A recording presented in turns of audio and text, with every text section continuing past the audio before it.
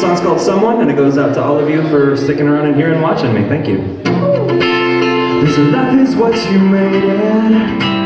Live for Hollywood ending is what you waited on. Settle down, I can't give it until tomorrow. But I watch you from afar, wherever that you are, yeah. Someone is thinking about you. Someone is thinking about you. Someone is thinking about you. Someone is thinking about you. Someone is thinking. So far, my favorite thing about doing like solo singer-songwriter stuff is that flexibility.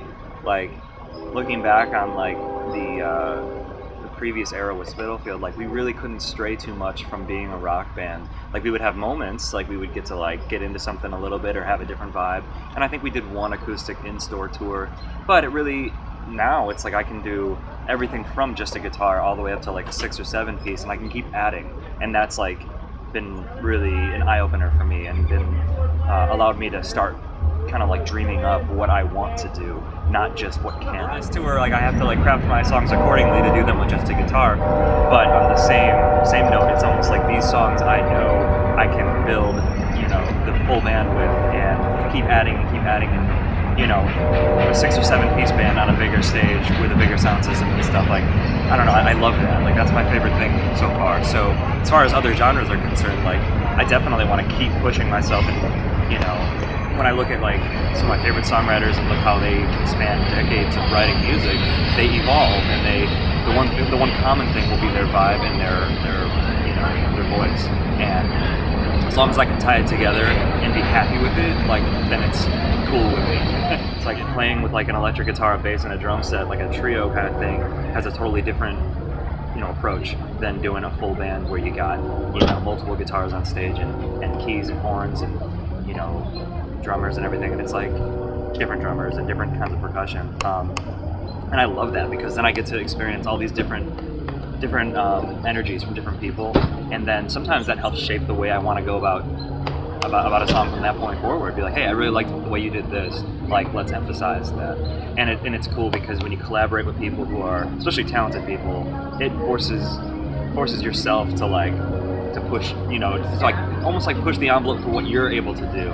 And hearing the way this drummer plays that same drum beat versus this drummer can really trigger something in your mind and say, hey, now let's do it this way and let's add this or whatever. So I want it to be a non-stop process, and I really enjoyed that aspect. I haven't done too much like writing collaboration, but in the studio I definitely collaborated with some different players because you know, I play a bunch of different instruments, but there's such a difference between, like, I play the piano and I consider myself to be an okay piano player, but I'm not a piano player, you know, the way that someone who can come in and just, you know, run circles around me. So bringing in those types of players and showing them my parts and my ideas, I think that's like my favorite kind of collaboration, because that way I get to say, in my mind I've got all these things going on, and now let's make this happen, let's realize it, and let me do what I do best. And like, you know, so I think that's cool.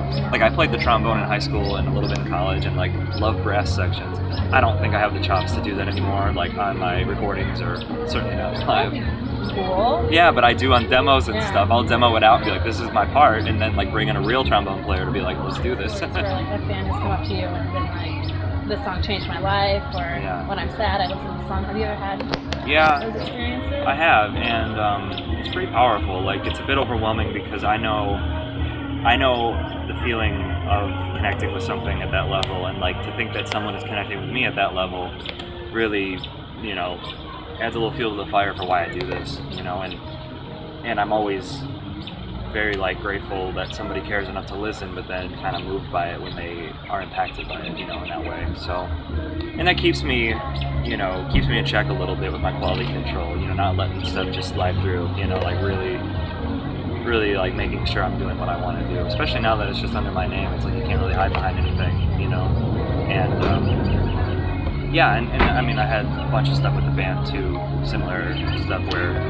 you know, because the band had a much bigger fan base than I currently have, and we're on much bigger tours than I'm currently doing, so we reached a lot more people, and now I'm kind of like setting the bar even higher than that, hoping to connect with people. Lie when you mean it, live trying to survive. You wanna catch my eye, settle down, I can't give it till tomorrow, but I'll watch you from afar. Wherever that you are, so that I can't give it till tomorrow. And what you wanna hear doesn't sound right, baby. I want to know how and what I know. If you can't let go, baby, I'll let you, I'll let you. Want to know how and what I know. Well, I'm gonna take it slow, baby, I'll let you, I'll let you. Someone is thinking about you. Someone is thinking about you. Someone is thinking about you. Someone is thinking about you.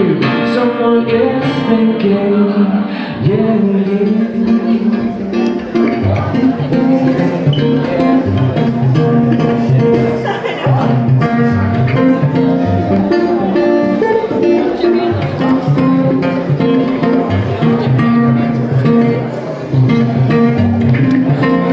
someone is thinking about you.